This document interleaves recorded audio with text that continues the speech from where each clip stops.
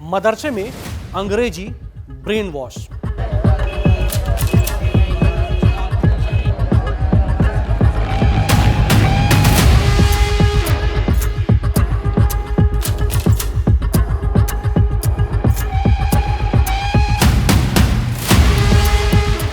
पाकिस्तान और तालिबान का खतरनाक खेल। कैसे तैयार होते हैं फिदाइन और कट्टरपंथी। आपने पढ़ा होगा A for apple, B for ball पढ़ा होगा और सी फॉर कैट पढ़ा होगा, लेकिन कैसे अंग्रेजी के नाम पर बच्चों को धीरे धीरे सिखाया जा रहा है A for Ahmad, J for जिहाद, जी फॉर गन। नमस्कार, मैं हूं आदर्श। आज हम एक बेहद संवेदनशील और अहम मुद्दे पर बात करने जा रहे हैं। पाकिस्तान और तालिबान प्रभावित इलाकों में मदरसों में अंग्रेजी क्लास के नाम पर बच्चों का ब्रेन वॉश कैसे किया जाता है और कैसे इस प्रक्रिया में लाखों बच्चे फिदाइन और कट्टरपंथी के रूप में तैयार किए जा रहे हैं। सोचिए, बचपन में हमने सबसे पहले A for apple, B for ball, C for cat सीखा, लेकिन तालिबान के प्रभाव वाले मदरसों में, पाकिस्तान के कई मदरसों में बच्चों को पढ़ाया जाता है A for Ahmad, G for gun और जे फॉर जिहाद। यही वो शुरुआती चरण है जो बच्चे के दिमाग को हिंसा और कट्टरपंथ की ओर मोड़ता है। साफ है कि आधुनिक शिक्षा का बहाना और किसी को असली एजेंडे की भनक भी न लगे।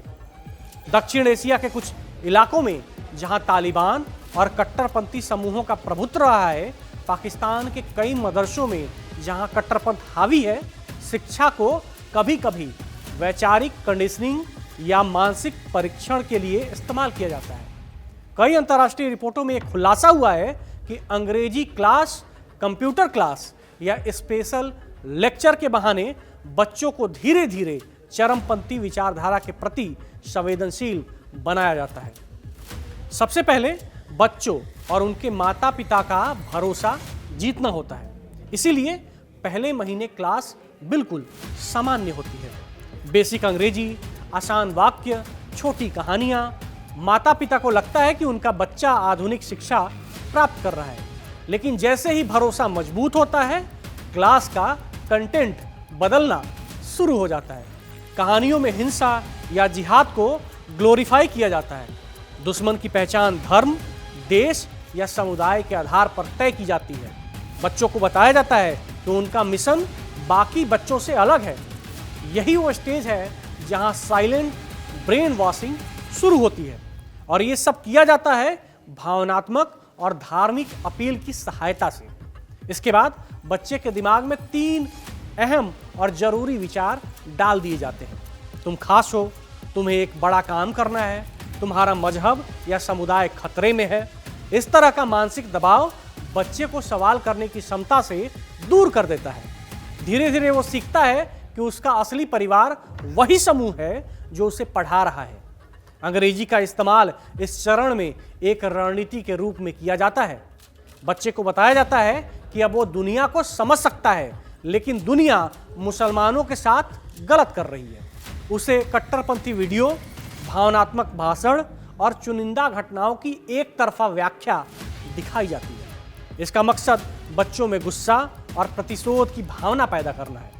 इसके बाद बच्चे को उसके परिवार और समाज से अलग करना शुरू किया जाता है। उसे बताया जाता है कि जो वो सीख रहा है वो दूसरों से साझा न करे। घर वाले उसे नहीं समझेंगे। उसका असली परिवार वही है जो उसे ट्रेनिंग दे रहा है, पढ़ा रहा है। ये तकनीक दुनिया भर के कट्टरपंथी संगठनों द्वारा इस्तेमाल की जाती है। इससे बच्चे मानसिक और भावनात्मक रूप से तैयार हो जाता है और भविष्य में वो चरमपंथी गतिविधियों में शामिल होने के लिए अधिक संवेदनशील बन जाता है। इस चरण में बच्चे का पूरा मानसिक ढांचा बदल जाता है। वो दुनिया को उसी नज़रिए से देखने लगता है जो उसे सिखाया गया है। सही और गलत की पहचान खत्म हो जाती है। बच्चे किसी भी अतिवादी काम के लिए प्रेरित हो सकता है। भविष्य में ऐसे बच्चे प्रोपेगेंडा फैलाने, फिदाइन के रूप में भर्ती होने या कट्टरपंथी गतिविधियों में शामिल होने के लिए तैयार होते हैं। एक रिपोर्ट के मुताबिक मेहमद बनई की कहानी सामने आई है। वो तालिबान का सुसाइड बॉम्बर बनने वाला था, लेकिन भागकर बच गया। मेवत बेनई उत्तर पश्चिम पाकिस्तान के एक मदरसे में पढ़ता था। उसके परिवार ने अफगान गृहयुद्ध से बचकर पाकिस्तान में शरण ली थी। वहां उसे अंग्रेजी के अल्फाबेट पढ़ाने के नाम पर जिहाद, हथियार और कट्टरपंथ के विचार दिए गए। बनेई याद करता है कि बचपन में उसे ए फॉर एप्पल नहीं बल्कि A for Ahmad, J for जिहाद और जी फॉर गन पढ़ाया गया। उसने बंदूक चलाना और रॉकेट लॉन्चर इस्तेमाल करना भी सीखा। लेकिन उसकी जिंदगी तब बदल गई जब उसके पिता ने उसे एक सेकुलर स्कूल में दाखिल दिलाया।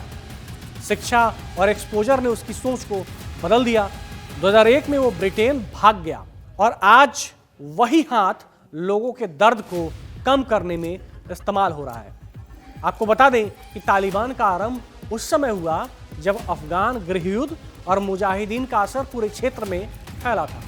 सोवियत सेना के खिलाफ लड़ाई में हथियार और प्रशिक्षण मिला, लेकिन गृह युद्ध के बाद वही समूह आपस में सत्ता और लूट को लेकर लड़ते रहे। इस बीच मदरसों की संख्या 700 से बढ़कर 35,000 तक हो गई। शहीदों और सुसाइड बॉम्बरों का महिमा मंडन किया जाने लगा। बच्चों को बताया गया कि शहादत ही असली लक्ष्य है। आज अफगानिस्तान में लगभग 70 लाख बच्चे मदरसों में पढ़ रहे हैं। उनमें से कई आगे चलकर कट्टरपंथी बन सकते हैं। यह कहानी केवल पाकिस्तान या तालिबान तक सीमित नहीं है। यह हमें याद दिलाती है कि शिक्षा का गलत इस्तेमाल कितनी खतरनाक दिशा में ले जा सकता है। अंग्रेजी क्लास जैसे आधुनिक विषयों का इस्तेमाल बच्चों को भरोसा दिलाने और मानसिक रूप से तैयार करने के लिए किया जाता है। लेकिन मेवत बेनई की कहानी ये भी दिखाती है कि सही शिक्षा और एक्सपोजर बच्चों के भविष्य को बदल सकते हैं। शिक्षा को केवल ज्ञान का माध्यम और समाज के लिए सकारात्मक साधन बनाया जा सकता है। यही वो डरावना सच है जो तालिबान प्रभावित इलाकों में हो रहा है, पाकिस्तान में भी हो रहा है और नापाक मंसूबों की फौज तैयार की जा रही है, वो भी बच्चों के दिमाग में जहर बोकर। बचपन से ही मानसिक कंडीशनिंग और ब्रेन वॉश की ये प्रक्रिया लाखों बच्चों के जीवन को प्रभावित कर रही है। लेकिन ज्ञान और सही शिक्षा ही इसका सबसे बड़ा समाधान है।